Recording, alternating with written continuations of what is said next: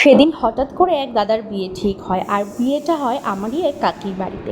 তো যাই হোক, সবাই মিলে সেখানে চলে গিয়েছিলাম। আর যেহেতু খুব শর্ট টাইমের মধ্যে বিয়েটা ঠিক হয়েছে, তাই বিয়ের যে সমস্ত সরঞ্জাম সব কিছু কিন্তু গুছিয়ে উঠতে পারিনি। ওই যেটুকু নিয়মকানুন করতে হবে সেটুকুই আমরা গুছিয়ে উঠতে পেরেছিলাম।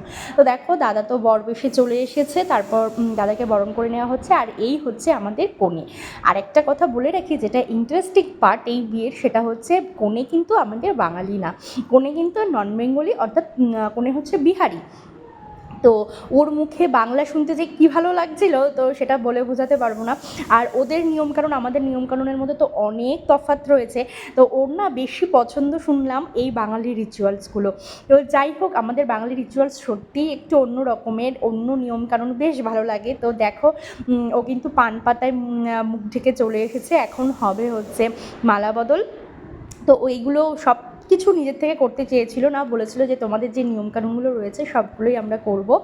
তো যাই হোক, সেগুলো সবগুলোই করার চেষ্টা করিয়েছি আর কি, আমরা মানে করানোর চেষ্টা করেছি। তো এইখানে মালা বদল এখন হচ্ছে।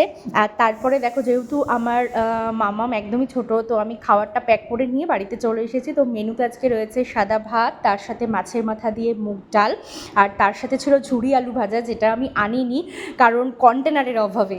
তো তারপরে যে মেন আইটেমগুলো সেগুলোই আমি নিয়ে এসেছি আর কি। তো তারপরে ছিল পটল আলু চিংড়ি দিয়ে একটা তরকারি, বেশ দারুণ হয়েছিল খেতে।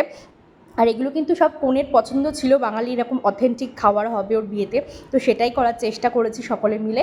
তো তারপরে ছিল হচ্ছে কাতলা কালিয়া, এটা খুব ভালো হয়েছিল খেতে, আর মাছটা ভীষণ ফ্রেশ ছিল।